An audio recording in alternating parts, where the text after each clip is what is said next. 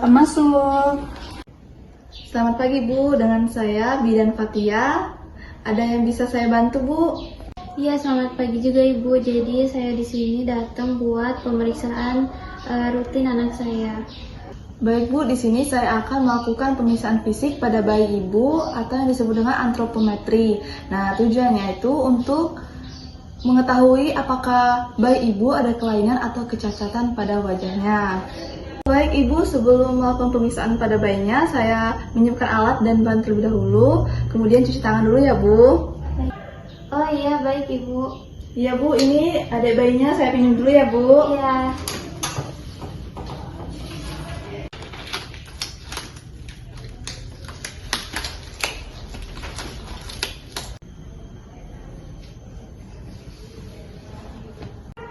Permisi adek, kita buka bajunya dulu ya.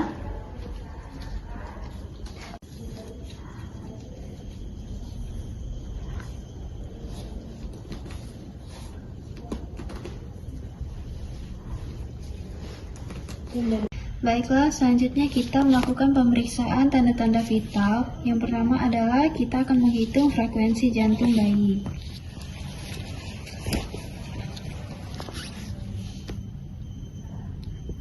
Selanjutnya kita akan memeriksa suhu pada bayi dengan menggunakan termometer air raksa.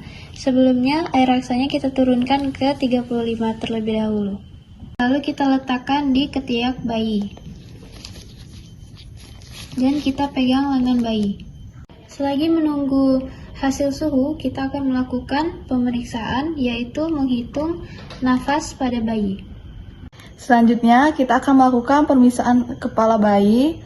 Rambut bayi tebal, berwarna hitam. Lalu kita miringkan sedikit. Kita periksa bagian punggung bayi, apakah terdapat bulu-bulu halus atau lanugo, dan bisa kita lihat di sini terdapat bulu-bulu halus atau lanugo. Selanjutnya kita melakukan pemeriksaan di bagian kepala bayi, yaitu di bagian ubun-ubun bayi terdapat 4 pertemuan. Yang pertama di bagian belakang terdapat sutura sagittalis, sebelah kanan dan kiri yaitu terdapat 2 koronaria, yang di depan yaitu terdapat sutura frontalis. Selanjutnya kita akan melakukan pemeriksaan di bagian wajah bayi, yaitu mata, hidung, mulut, dan dagu bayi, dan telinga apakah simetris atau sesuai ukurannya, dan tidak ada kelainan wajah seperti Down syndrome. Selanjutnya kita memeriksa mata dengan menggoyangkan sedikit kepala secara perlahan sehingga mata bayi terbuka.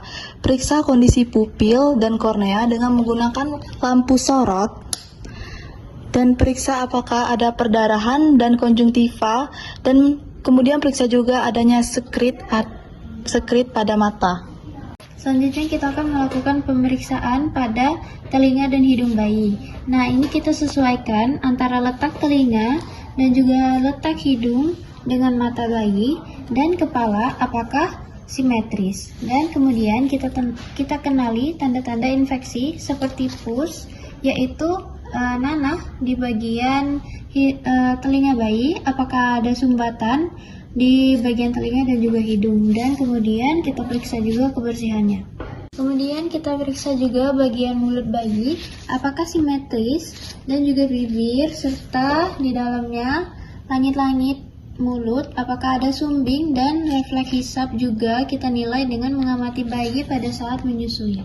Kemudian kita lakukan pemeriksaan pada leher bayi. Nah, di sini kita amati apakah ada pembengkakan vena dan juga apakah ada benjolan pada leher bayi. Kemudian kita lakukan pemeriksaan pada bahu, lengan, dan tangan bayi. Nah, di sini untuk lengannya yaitu bahunya simetris, kemudian tidak ada fraktur atau trauma lahir pada bahu, yaitu tidak patah tulang. Kemudian gerakan dan jumlah jari cukup atau polidaktil. Di sini bisa kita lihat jari bayi ada 5. Kemudian kita cek untuk refleks menggenggam pada bayi dengan cara kita melebarkan lengan bayi, kemudian kita taruh satu jari kita di tengah di sini, apakah tangan bayi menggenggam atau tidak. Selanjutnya kita melakukan pemeriksaan pada dada bayi.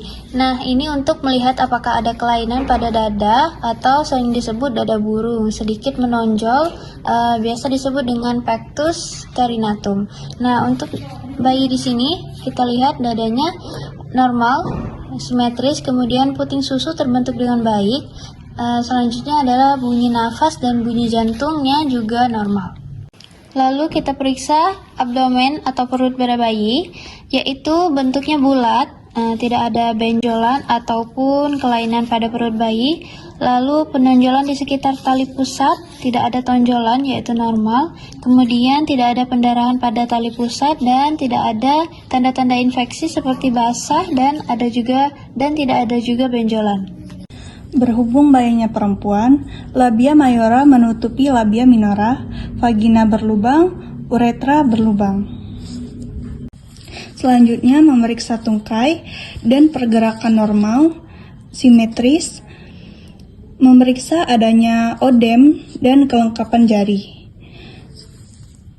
Selanjutnya kita miringkan dikit, tidak ada pembekakan, cekungan, dan tonjolan. Selanjutnya pemeriksaan anus, adanya lubang atau tidak, telah mengeluarkan mekonium atau cairan. Selanjutnya melakukan pemeriksaan kulit, adanya vernik, warna pembekakan atau bercak-bercak, dan tanda-tanda lahir.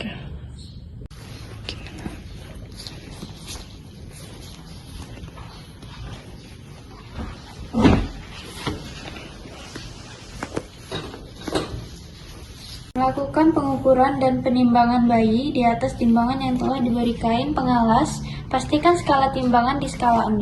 Kemudian, mengukur panjang bayi dengan menggunakan pita ukur dari kepala sampai tumit.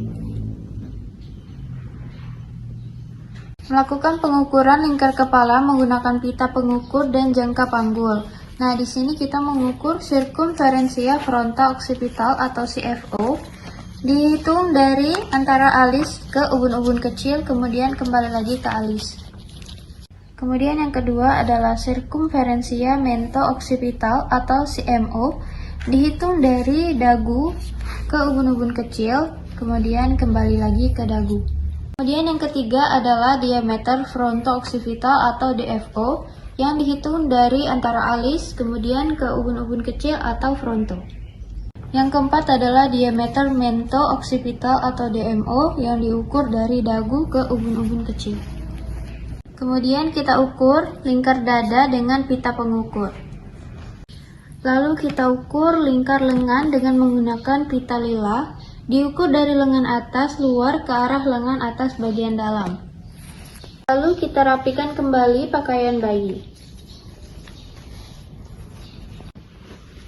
Kemudian kita bereskan alat dan lepas handscoon, cuci tangan kembali. Baiklah Ibu, ini pemeriksaan bayi atau antropometrinya sudah selesai. Di sini saya lihat dari awal sampai akhir tidak ada kecacatan pada bayi Ibu dan tidak ada kecacatan yang disebut Down syndrome ya Ibu. Itu kan? Ini Ibu, ada bayinya saya kembalikan ya Bu. Baik Ibu, setelah saya periksa di bayinya tadi, keseluruhannya tidak ada kecacatan dan kelainan pada adik bayinya ya Ibu. Baik Ibu, terima kasih ya. Ya Bu, mari saya antar keluar ya Bu. Ya Ibu.